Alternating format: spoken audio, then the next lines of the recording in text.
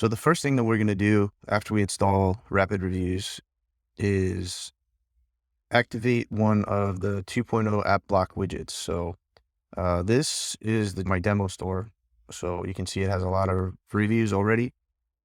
And so again, this is assuming that your theme, your Shopify theme, is 2.0 compatible. And what that means is that it has JSON templates that allow for app blocks to be installed in the customize section. So we'll go to our online store tab.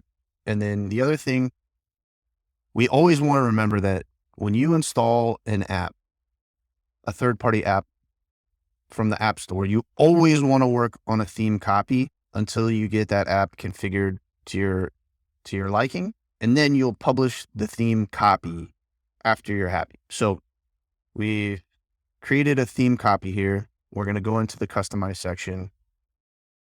We're going to go to one of our product pages, which I know are 2.0 friendly. And you can see here, there are already 2 Rapid Reviews widgets enabled.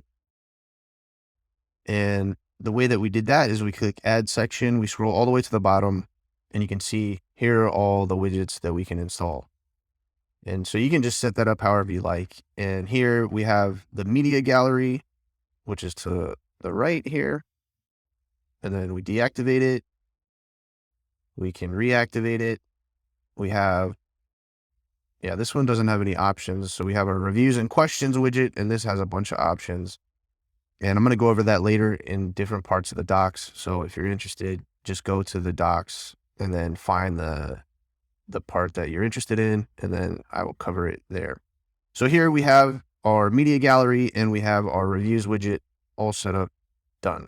Very easy.